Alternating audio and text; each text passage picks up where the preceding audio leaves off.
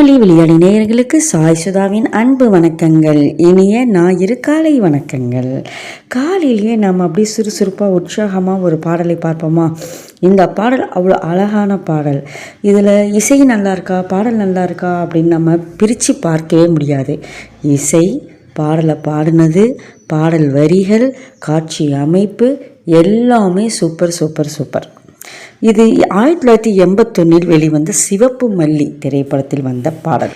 2 கண்ணம் சந்தன கிண்ணம், அந்த பாடல் தான் இந்த பாடல். இந்த பாடல் துவக்கத்திலேயே ஹோலி ஹோலி அப்படின்னு ஒரு கோரஸ் வரும். அதுக்கப்புறம் தன்னன்னு ஒரு ஹம்மிங் வரும். இந்த ரெண்டுமே அப்படியே நம்மளை ஒரு மூட் செட் பண்ணி விட்டுரும்.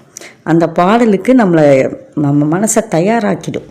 அப்போ அடுத்தது ஜேசுதாஸுடைய குரல். 2 கண்ணம் சந்தன கிண்ணம் தொட்டுக்கொள்ள ஆசைகள் துள்ளும் அப்படிங்கிறப்ப நம்ம மனசும் அப்படியே துள்ளிக்கிட்டு போயிடும் அவருடைய குரலுக்கு பின்னாடியே. அப்படி ஒரு அழகான பாடல் தொடக்கத்திலேயே நம்ம மனசை இழுத்துக்கிட்டு போயிடுது. இசை சங்கர் கணேஷ்பா, அப்படியே நான் அடிச்சுக்க ஆளே கிடையாது இல்லை. பாடினது ஜேசுதாஸ் அவர்களும் சுஷீலா அவர்களும். ஒரு அழகான மென்மையான ஒரு காதல் பாடல்னு சொல்லலாம். நல்லா அர்த்தத்தை கூர்ந்து கவனித்தா கொஞ்சம் புன்முறுவலை வெளிவரக்கூடிய தம்பதிகளுக்கு மட்டும் புரியக்கூடிய ஒரு பாடல் மட்டும்னு கூட சொல்லலாம். ஆனால் அழகான பாடல். அன்றைய 80களில் இருக்கக்கூடிய மாதிரி ஒரு மெல்லிய மென்மையான காதல் காட்சியாக அது அமைந்திருந்தது.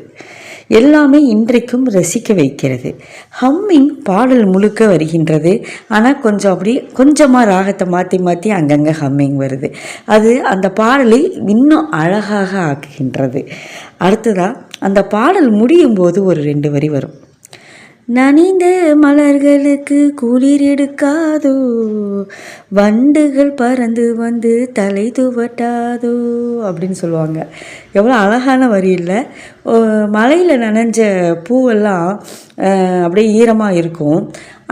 அப்போ அது மேலே ஒரு சின்ன பட்டாம்பூச்சியோ ஏதோ ஒரு வண்டோ அது தேனெடுக்க தான் வரும். அது மேலே உட்காரும்போது அந்த பூ அப்படியே அதிர்ந்து அதிலிருந்து அப்படியே தண்ணியெல்லாம் சொட்டும் இல்லையா? நம்ம பார்த்துருக்கோம் இல்லைங்களா? அப்போ அது பூக்கள் தலை துவட்டுவது போல் இருக்குதான். அது பூவை தலை துவட்டுறதுக்காக வந்துச்சான். அப்படியே அந்த காட்சியை எவ்வளோ அழகாக அதை எழுதியிருக்காங்க பாருங்கள். அந்த மலையில் நனைஞ்சி மலருக்கு குளிர் எடுக்குது, அந்த குளிரை போக்குவதற்காக தலை துவட்ட வண்டுகள் அமர்ந்தது அப்படின்ட்டு. அடடா, எவ்வளோ அழகான ஒரு காட்சி இல்லைங்களா? சீக்கிரம் போய் பாருங்கள் அந்த பாட்டை. பார்த்துட்டு கமெண்ட்ஸ் பண்ணுங்கள் நான் சொன்னதில் எப்படி இருக்குது அப்படின்னு சொல்லிட்டு. பாய்.